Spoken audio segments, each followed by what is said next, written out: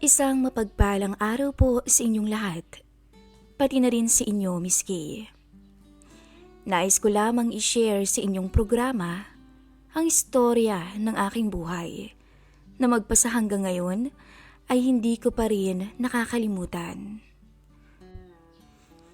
Taong 2023, nang mangyari ang pinakamalaking pagsubok sa aking buhay, na siyang sumira hindi lamang sa pagsasama naming mag-asawa, kundi pati na rin sa pagsasama namin ng nag-iisa kong kapatid na si Anika. Oo, Miss Kay, mahirap at masakit mang isipin, pero hindi ko akalain na ang kapatid kong si Anika ang kabit ng mister kong isang seaman. Tama nga yata ang kantang, "Si manloloko ka pala, dahil ako'y pinalitan." Ang malala nga lang, dahil sarili kong kapatid ang ipinalit sa akin ng aking mister. Bago po ang lahat, nais ko munang magpakilala. Ako nga pala si Lian. Hindi ko tunay na pangalan. 30 years old na sa kasalukuyan at may isang anak na 6 years old na ngayon. Ang kwentong ito ay tungkol sa pag-ibig at pagsasama namin ng asawa ko. At kung paano ito nasira nang dahil sa isang taong hindi ko lubos maisip na siyang sisira sa pamilyang pinangarap ko. Dahil sa sarili kong kapatid ang naging ka-affair ng mister ko. At iyon ay ang taong pinagkakatiwalaan ko at pinaka-close ko sa lahat. Si Ate Anika. High school sweetheart kami ng asawa kong si Dave. Hindi niya rin po tunay na pangalan. Nasa 3rd year high school pa lang kami nang magkaroon kami ng relasyon. At sabay kaming nangarap na makapagtapos ng pag-aaral at magkaroon ng magandang trabaho. Mula nang maging magkasintahan kami, ay walang araw na wala ito sa bahay namin. Kaya close na rin talaga ito sa pamilya ko. Dalawa lang kaming magkapatid ni Anika at 3 taon lang ang agwat ng edad naming dalawa. Mayroon itong boyfriend nung panahon na yun, pero hindi ko masabi kung sino dahil hindi naman tumatagal ang mga naging karelasyon niya. Kaya isang hulog ng langit talaga nang makilala nito si Kuya Nathaniel na naging asawa rin ni Ate Kalaunan. Mabait si Kuya Nathaniel, ngunit matanda ito ng 8 taon sa aking kapatid, kaya nasa 40s na rin ito. Magkalapit lang ang mga bahay namin, kaya't palagi rin akong pumupunta sa kanila, lalo na kapag wala silang trabaho. 8 taon rin magmula nung maging magkapit-bahay kami ni Ate Anika. At sa mga panahon na yun, ay wala naman kaming naging problema. Lagi pa nga akong nasa kanila para makipagkwentuhan. Tuwing uuwi naman ang Pinas si mister, ay pinaparamihan ko ang bili nito ng chocolates para sa mga pamangkin ko. Dahil may kambal na anak na edad 10 taon, si Ate Anika.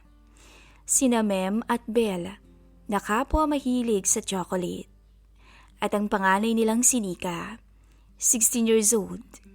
Maaga kasing nabuntis si Ate Anika. Wala naman naging problema dahil pinanagutan nga siya ni Kuya Nat. Nakapagtuloy pa rin naman niya o naipagpatuloy pa rin naman niya ang kanyang pag-aaral, ngunit hindi na niya natapos ang kolehiyo. Isang umaga, habang ako ay nagwawali sa bakuran namin, ay nakita ko ang dalawa na palabas ng gate ng kanilang bahay. "Good morning!" Masiglang bati sa akin ni Ate Anika na may matangmis na ngiti habang kumakaway. Sumulyap naman ako sa asawa niyang si Nathaniel. Nangiti naman ang binati sa akin. Bumati lang din ako at tumango sa kanilang dalawa. Tuwing umaga ay ganito ang routine nilang mag-asawa. Dahil kapwa sila may trabaho na dalawa. Si Ate Anika ay sa opisina sa bayan namin nagtatrabaho. Habang janitor naman sa mall ang bayaw kong si Nathaniel. Minsan, ay nakakaramdam din ako ng inggit sa kapatid ko. Dahil siguro sa nagagawa pa rin ito ang gusto niya at nakakapagtrabaho pa rin. Hindi ko tulad na na-stuck na ang pinag-aralan sa bahay. Isang dakilang housewife na kahit nakapagtapos ng kolehiyo sa kursong BSBA Major in Management ay hindi naman nagamit. Sabi kasi ng asawa kong si Dave, ay siya raw ang padre di pamilya, kaya siya na lang ang magtatrabaho para sa aming pamilya. Ayos na raw na alagaan ko na lamang ang aming anak na nag-aaral. Kasya naman raw ang sahod at sobra-sobra pa nga dahil isa lang naman ang pinag-aaral namin.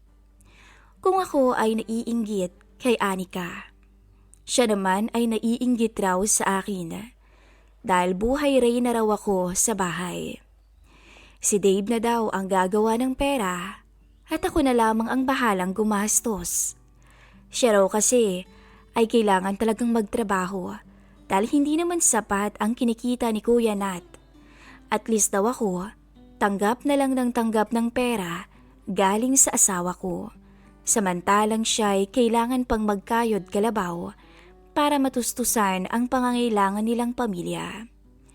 May hinuhulugan din kasi silang bayarin dahil sa pagpapatayo nila ng bahay at hindi rin naman ganun kalakihan ang sahod niya. Natatawa na nga lang ako sa tuwing sinasabi yun ni Ate Anika. Hindi niya alam na mas nakakainggit siya dahil lagi niyang kasama ang asawa niya. Samantalang ako'y maghihintay pa ng ilang buwan bago makita ang mister. Mahirap maging asawa ng isang seaman. Minsan ay makakatulog ka na lang sa kakahintay kung makakapag-online ba ang asawa mo. Samantalang siya, lagi niyang kasama si Kuya Nathaniel. December 2023, noong dumating ang araw na babalik na ng Pinas si Dave. At sobrang excited kami ng anak ko. Kahit ako nga ay nag-beauty rest pa para naman maganda ako sa pagdating ng mister ko. Ma, susunduin ba natin si Papa? Tanong sa akin ng anak ko pagka-uwi pa lang nito galing sa bahay nila Ate Anika. Oo naman, susunduin natin ang Papa mo kaya matulog ka ng maaga, okay? Ngiting tugon ko naman at marahan na pinisil ang kanyang kaliwang pisngi. Carbon copy talaga ito ni Dave. Kaya hindi ko masyadong namimiss tong asawa ko sa barko dahil kamukhang kamukha niya ang anak namin. Sobrang inis na inis ako noon kay Dave nung nagbubuntis pa lang ako. Kaya siguro kuhang-kuha ng anak namin lahat ng feature ng mukha nito. Siya nga pala babe, huwag mo na akong sunduin sa airport ha, baka mapagod lang kayo. Hintayin niyo na lamang ako dyan sa bahay. Wika ni Dave habang kami ay magkausap sa video call. Nasa kusina ako noon at kumakain ng tinapay dahil bigla akong nakaramdam ng gutom kahit alauna pa lang ng madaling araw. Siguro ay sa sobrang excitement. Pero babe, hindi ko na natapos ang sasabihin ko dahil biglang nag-end ang video call. Napabuntong hininga na lamang ako at malalim na nag-isip. Excited pa naman kami ng anak ko na sunduin ng papa niya sa airport. Nag-request pa ang anak ko ng banner na may welcome back papa with picture ng papa niya. Nakapagpaprint na rin ako ng banner.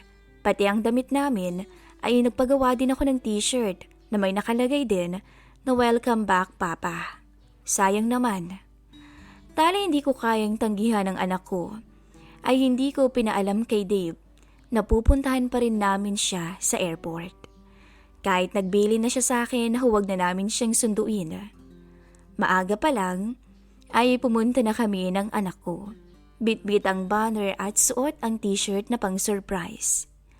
Ilang oras rin kaming naghintay na dalawa sa paglabas ng papa niya sa exit gate ng NAIA.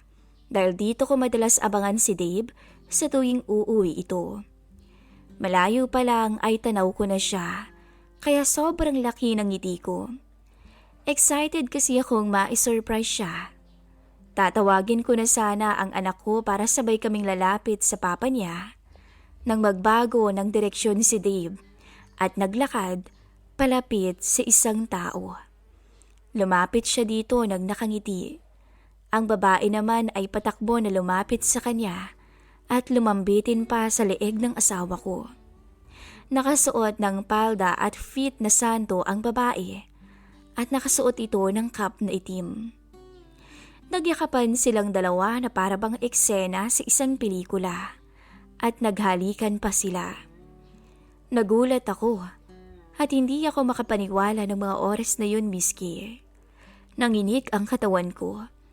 Tila binunghusan ako ng malamig na tubig dahil hindi ko akalain na makikita ko ang tagpong to. Tumalikod ako dahil hindi ko talaga kayang makita. Ni sa panaginip ay hindi ko naisip na mangyayari ito sa akin. Tila lumabo ang aking paningin dahil sa sunod-sunod na pagpatak ng mga luha ko. Napagat pa nga ako ng labi upang hindi mapahikbi. Ang asawa ko, may ibang babae. Pero bakit? Wala naman kaming problema. Mula nung maging kami ay hindi naman kami nag-aaway ng malala dahil solid kami para sa isa't isa. At nangako na hanggang sa huli ay kami pa ring dalawa. Lagi ko rin namang chinecheck ang messenger nito at wala naman itong nakakachat na babae. Pero ano to? Paano nangyari? Mama, si Papa aalis na kasama si Tita. Sambit ng anak ko na lumapit na sa akin at itinuro ang papa niya habang may ibinibigay itong paper bag ng kilalang brand ng bag sa babaeng sumalubong sa kanya. Napalingon agad ako nang marinig ko ang salitang tita sa anak ko. Ate? Tila hindi ako makapaniwala nang makilala ko ang taong kaharap ng asawa ko. Nakalis na ang cap nitong suot. Kaya't kitang-kita ko na ang mukha nito. Para bang may bumara sa lalamunan ko. Dahil na rin sa pagpipigil ko ng pag-iyak. Nanatili akong nakatayo sa kinatatayuan ko na gulong-gulo. Kailan pa? Kailan pa naging ganito ka-close ang ate ko at ang asawa ko? Kissing lips to lips? Yakap na may kasamang ngiti. Yung parang iisipin mong sila ang mag-asawa. Pero hindi. Dahil ako ang asawa ni Dave. Hindi ang ate ko. Pero bakit? Napakilos na lang ako sa kinatatayuan ko nang makita ko silang pasakay na ng taxi. Agad kong hinawakan sa kamay ang anak ko at nagtungo sa sasakyan na nirentahan ko papunta dito. Nagpapasalamat talaga ako dahil nakapag-rent ako ng car with driver. Kuya Ben, pakisundan nga yung sasakyan. Sabi ko pagkapasok namin ng passenger seat, itinuro ko pang sasakyan na sinakyan ni Dave at ate. Mama, okay ka lang po ba? May sakit po ba kayo? Tanong ng anak ko na hinawakan pa ang magkabilang pisngi ko gamit ang dalawang kamay. Hanggang ngayon, miski ay nanginginig ang katawan ko at may butil-butil na luha na dumadaloy pa rin sa pisngi ko. Kinagat ko ang pang-ibabang labi ko bago ko tinugo ng anak ko. Wala ito, nak. Excited lang si mama. Matipid kong ngiti. Si Tita Anika na naman ang kausap ni Papa. Biglang sabi ng anak ko. Ano? Anong sabi mo? Bigla kong tanong. Bumilis ang tibok ng puso ko. Hindi ko inasahan ang sinabi ng anak ko. Si Tita Anika na naman ang kausap ng papa niya. Matagal na bang magka-video call sina ate at Dave? At alam nito ng anak ko. Gulong-gulo ang isip ko. Ang daming tanong ang tumatakbo sa isipan ko na hindi ko makuha ang sagot. Tuwing nasa bahay ako nila Mem at Bel, naririnig ko po si Tita Anika sa kwarto kausap si Papa. Alam ko boses yun ni Papa kasi minsan tinatanong din niya ako kay Tita. Inosenteng sagot ng anak ko. Napakuyom ako ng dalawang kamay. Parang gusto kong manakit. Gusto kong sampalin si Dave. Gusto ko siyang sakalin. Pero ayoko yung makita ng anak ko. Lian, papasok ba tayo ng hotel? Biglang sabi ni Kuya Ben. Napatingin ako sa harapan namin at nakita ang sasakyan na sakay nila Dave. Pumasok ito ng hotel. Hindi na, Kuya Ben. Bumalik na lang tayo sa bahay. Sabi ko, habang nanginginig pa rin ang labi ko sa halo-halong emosyon na nararamdaman ko. Nagtaka man ang anak ko kung bakit hindi na namin sinabay ang papa niya sa pag-uwi, ay pinaliwanag ko sa kanya na sa bahay na namin isusurprise ang papa niya. Sinabi ko rin sa kanya na wag na niyang sabihin sa papa niya na pumunta kami ng airport dahil ako na ang bahalang magsabi. Hindi ako tanga para hindi mahulaan kung ano ang gagawin ng asawa ko at ng ate ko sa loob ng hotel. Alangan namang maglaro sila ng bato-bato pick. Hindi ako mapakali. Umaasa ako na uuwi kaagad si Dave. Kaya lumabas ako ng gate at tinitingnan kung may sasakyan ba na parating. Pero wala akong nakitang sasakyan sa linis ng kalsada. Lian, gabi na. Nasa labas ka pa rin. Nag-aalala na tanong ng taong kalalabas lang din ng gate ng katabi naming bahay. Nagpapahangin lang? Ikaw, Kuya Nat, bakit lumabas ka? Tanong kong pabalik sa kanya. Baka sa mukha nito ang pagod.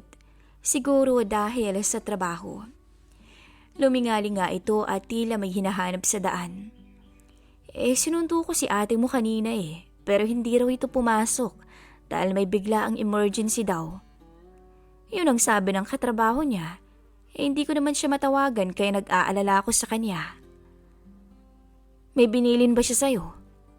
Baka sa boses ni Nathaniel ang pag-aalala. Bigla ay parang may tumusok sa puso ko. Kaya tila nawalan ako ng balanse habang nakatayo. Parang nai-imagine ko pa si Dave at Ate Anika na masayang pinagsasaluhan ang isa't isa habang kaming dalawa ni Kuya Nat ay naghihintay sa kanila. Ayos ka lang ba, Lian?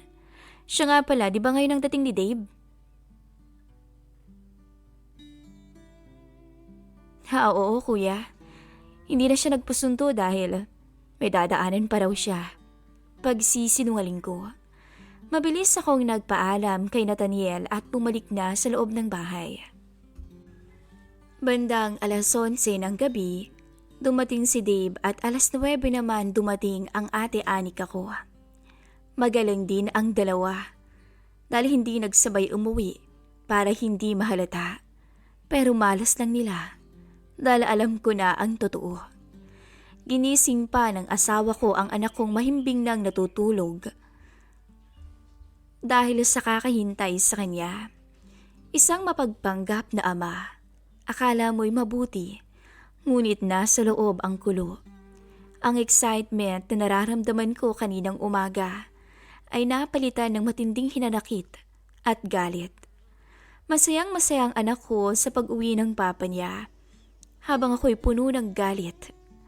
Masaya akong hinalikan sa labi ng asawa ko. Nandidiri ako. Humingi ito ng pasensya kung bakit ginabi siya. Hinatid daw kasi niya yung pinapahatid ng kasamahan niya sa pamilya nito. Niyaya ko nito pero hindi ako pumayag nung gabing yun. Sinabi kong magpahinga muna siya dahil gabi na rin naman at halatang pagod na pagod siya. Pigil ko ang galit na gusto nang kumawala sa akin. Gusto ko siyang sampalin, suntukin. Itanong ko kung bakit niya nagawa sa akin yun pero ayoko. Ayokong makita miski ng aking anak na nag-aaway kaming dalawa dahil masayang-masaya ito habang nakikipaglaro sa ama. Hinintay ko ang oras na tulog na si Dave bago ko tiningnan ang cellphone niya. Ang messenger app niya ay mayroong password. Mabuti na lang at password na gamit niya ay birthday ng anak namin. Doon ko na kumpirma ang lahat. Ibang account ang gamit ng magaling kong asawa at doon sila nagkaka-chat ni Ate Anika. Parang pinagsisihan ko pa nga ang ginawa ko dahil mas masakit palang mabasa ang totoo. Yung tipong lahat ng hinala at kutob mo ay totoo. Yung conversation ng ate ko at ng asawa ko. Baby pa ang nickname niya sa ate ko At love naman ang call sign nilang dalawa. Nanginginig ang mga kamay ko. Hindi ako makapaniwala sa palitan nila ng mensahe. Lalo na sa mga pictures na sinesend nila sa isa't isa. Ang picture ng kapatid ko na walang kahit na anong suot sa sarili. At pati na rin ang asawa ko. Nakakahiya. At nakakadiri ang landian nilang dalawa.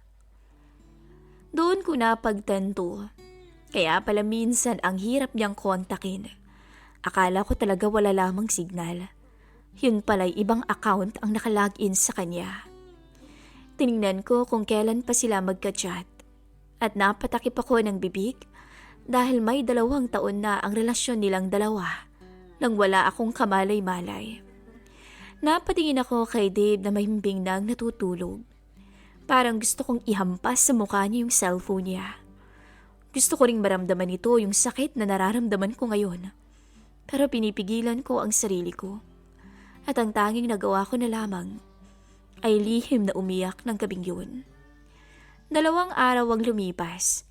Hindi ako nagpapahalata sa kanila na alam kong may relasyon sila. At simula nang dumating si Dave, ay hindi ako nagpagamit sa kanya. Kahit na gabi-gabing niyayaya niya ako. Nagiging sanhi na rin ang away namin ang hindi ko pagbibigay sa pangangailangan niya. Hindi ko ma-attempt. Nasipingan ng asawa ko na sumiping rin sa kapatid ko. Dahil hindi pa rin ako makapaniwala na 2 magkapatid ang tinuhog niya. Kahit sana landiin siya ni Ate Anika, sana'y hindi siya nagpadala kung talagang lalaki nga siya at kung talagang mahal niya ako at ang anak namin. Bawat galaw ni Dave ay sinusundan ko. Gusto ko silang mahuli sa akto. Gusto kong gumanti sa kanilang dalawa. Kung nagawa nilang magtikiman, siguro naman magagawa ko ring magpatikim. Hindi sa ibang lalaki, kung hindi sa asawa din ni Ate Anika. Kung kaya nila kaming lokohin, mas kaya ko dahil punong-puno ng galit at puot ang puso ko ngayon. Nagkayaya ang mag-inuman sa bahay ni Ate Anika. Celebration na raw sa pagbabalik ni Dave. Si Anika mismo ang nagsuggest na i-celebrate namin iyon. Dahil siguro ay may plano silang dalawa. Nagpanggap akong lasing. Nakapikit ang mga mata. Habang si Nathaniel ay abalang nagluluto ng pulutan sa kusina. Dahil naubos na ang unang niluto nito. Naiwan kaming 3 sa salas. Ang 3 bata naman ay tulog na sa kwarto ng kambal. Sa maliit na siwang ng mata ko ay kitang-kita ko ang paglalambingan nila Dave at Ate. Na tila kapwa sabik na sabik sa isa't isa. Hindi alintana kung makita sila ni Nathaniel at ako na nasa harapan lang nila kahit sabihing lasing na. Gusto kong dukutin ang cellphone ko sa bulsa para kuhanan sila ng litrato at siyang ipapakita ko kay Nathaniel. Love naman. Huwag dyan. Sabing may kiliti ako dyan eh. Maarting sabi at bulong ni Ate Anika. Nabakas ang kilig at tuwa sa boses. Huwag ka munang pilyo. Baka dumating na si Nat at baka marinig pa tayo. Parang umieko sa tenga ko ang sinasabing iyon ni Ate Anika na para bang isang lyrics din ng kanta. Tsaka ano ka ba? Ay lang ang asawa mo. Wika nito sa akin sabay turo gamit ang labi. Alam kong lasing na rin ang dalawa dahil sa tono ng mga salita nila. Tulog na yan, love. Lasing na nga eh. Baka pwede naman akong sumegoy kahit sandali. Yang kapatid mo kasi. Hindi man lang ako pagbigyan. Laging mainit ang ulo. Napapakagat labi na lamang ako dahil sa nararamdaman na galit. Dahil kahit nandito ako at isipin na lasing ako, ay hindi nagpapaawat ang dalawa dahil sa kalantian. Mga hayop. Sigaw ko sa isip ko. Oh, nakatulog na pala si Lian. Wika ni Kuya Nat. Aniel, pwede bang makisuyo na dalhin mo muna sa kwarto natin si Lian para maayos ang tulog? Kawawa naman nahihirapan eh. Buhatin mo na lang siya at nasa CR si Dave kanina pa. Gisingin na lang siya mamaya pag uuwi na. Malambing na sabi ni Ate Anika kay Niel. Okay. Tugon naman ni Niel na binuhat na ako papunta sa kanilang kwarto. inis na inis ako sa asawa kong si Dave. Nang makarating kami ni Daniel sa kwarto nilang mag-asawa at nang mailapag niya ako sa malambot na kama, ay mabilis ko siyang hinigit palapit sa akin. Lian, okay ka lang ba? Gulat na tanong niya. Imbis na sagutin ko siya ay mabilis kong tinawid ang espasyong pumapagitan sa aming dalawa. Mapuso ko siyang siniil ng halik. Ramdam ko na nanlalaban siya kaya agad siyang kumawala sa halik ko. Alam kong mali ang ginagawa ko, pero wala akong pakialam. Puno ng puot ang puso ko at ang nasa isip ko na lamang ay gantihan din ang taong nanakit sa akin. I want you, kuya. Malanding sabi ko sa kanya. Baka sa mukha ng bayaw ko ang gulat. Sunod-sunod din itong napalunuklaway. Dasing ka lang, Lian. Ang mabuti pa ay matulog ka muna. Ipapagising na lamang kita kapag uuwi na kayo. Malumanay na sabi niya na hindi makatingin ng diretsyo sa mga mata ko. Sa halip na gawin ang gusto niya, ay mas ginawa ko ang gusto ko. Muli inangkin ko ang labi niya. Amoy alak na rin to dahil nakashot na siya kahit busy sa kusina. Tama na yan, Lian. Baka makita ka ng ate mo at ayokong mag-away kayong dalawa. Wika niya at lalabas na sana, pero pinigilan ko siya. Wala kang alam, kuya. Hindi ko lubos maisip kung paano nagawang lokohin ng ate ko ang ganitong klase ng lalaki. Kung sana'y ganito lang si Dave, hindi papadala sa kahit anong tuksong lalapit. Anong ibig mong sabihin, Lian? May kailangan kang malaman, kuya. Wika ko at tuluyan ng umiyak. Ano bang nangyayari sa'yo, Lian? Ayos ka lang ba? May problema ka ba? Hindi lang ako, kuya. Tayo. Tayo ang may problema. Dalawa tayo. At hindi ko alam kung paano ko sasabihin sa'yo ang lahat. Dahil masakit. Umiiyak kong sabi. Lumabas ako. Bala ko na sanang kumprontahin sina ate at ang asawa ko. Pero pagdating ko sa salas ay wala sila. Nakarinig ako ng bulungan at ingay na nanggagaling sa silid ng panganay nilang anak. Alam kong wala doon si Nika dahil nasa eskwelahan ito. Pagbukas ko ng pinto ay bumungad sa akin ang nakapaibabaw na si ate habang enjoy itong nakaupo sa asawa ko. Mabilis kong kinuha ang cellphone ko sa bulsa at kinuhanan sila ng larawan. Kasunod nun ang pagkuha ko ng video. Lian, ano bang sinasabi mo? Hindi natapos ni kuya ang sasabihin niya. Nang makita rin ito, ang nakikita ko. Anika! Habol na tawag niya, kasabay ng pagtawag niya sa pangalan ni Ate Anika. Gulat na gulat ang dalawa. Na parehas ring lasing, kaya siguro malakas na ang loob na gumawa ng kahalayan. Nagkaroon ng gulo sa bahay na iyon. Pinalabas ng bahay si Ate Anika na tanging kumot lang ang bumabalot sa kanya, kasamang asawa ko. Wala akong ginawa. Nakatingin lamang ako sa kanila na punong-puno ng galit ang mata. First time kong makita na ganun, kagalit si Kuya Nathaniel. At baka sa kanyang mga mata ang galit, lungkot, at sakit, kagaya ng nararamdaman ko nung malaman kong kabit ni Dave ang ate ko. Kailan pa sila may relasyon, Lian? Nasasakta na tanong sa akin ni Nathaniel nang maiwan na kaming dalawa sa may salas. Umiyak ako. 2 taon na. At siya ang sumundo sa asawa ko nung dumating siya. Kaya wala rin siya nung araw na sinundo mo si Ate Anika sa trabaho. Panimula ko.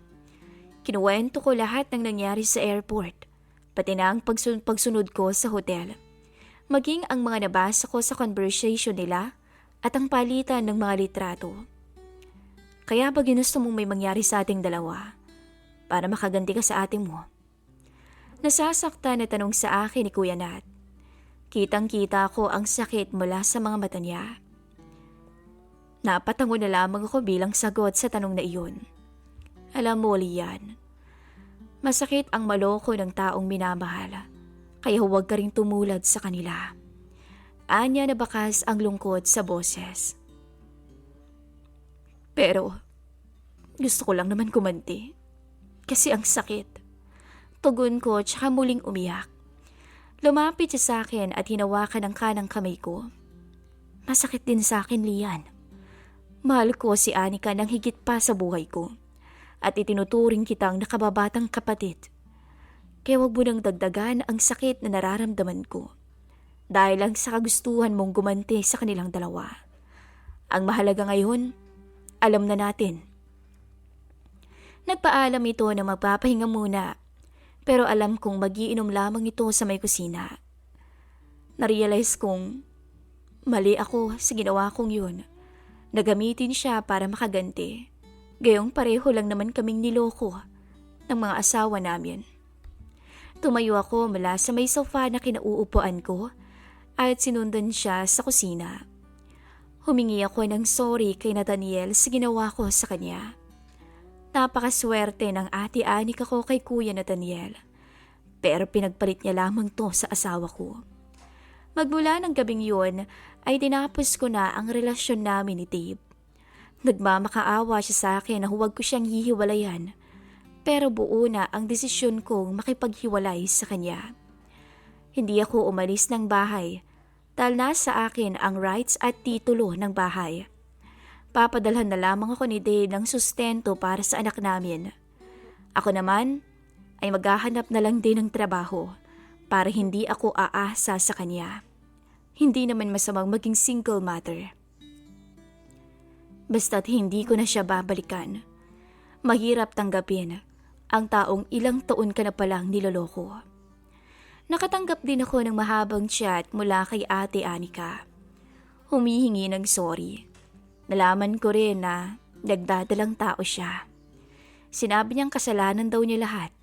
Siya ang unang nag-chat kay Dave. Hanggang sa nagtuloy-tuloy yun. Naiinggit raw siya sa akin. Nabuhay rin ako. Samantalang siya, pagod na sa kakatrabaho. Binibigay din daw kasi ni Dave ang pangangailangan niya. Yung mga luho niya. Yung pera na pinambibili niya ng mga bag niya. Ang relasyon nila Ate Anika at Kuya Nathaniel ay kapareho ko rin na natapos na. Nakipaghiwalay si Nathaniel sa kanya at kinuha ang kambal. Panahon na lang din ang makakasabi, miski, kung mapapatawad ko pa ba ang dalawang taong nanloko sa akin. Dahil hindi ganoon kadaling buuin ang tiwalang nasira ng dalawang taong importante sa aking buhay. Sa ngayon, ay masaya naman kaming dalawa ng anak ko. Kahit paminsan-minsan ay nagtatanong siya kung kailan uuwi ang kanyang ama. Alam kong darating ang panahon na maiintindihan niya rin ang lahat. Buwan-buwan ay nakakatanggap din kami ng sustento galing kay Dave. At kahit ilang beses na sumubok na makipag-ayos sa akin si Dave, ay hindi ko na siya pinagbigyan. Hanggang dito na lang po ang aking istorya, miski. Sana'y may natutunan rin kayo at handa akong basahin ang inyong mga komento. Nagmamahal, Lian.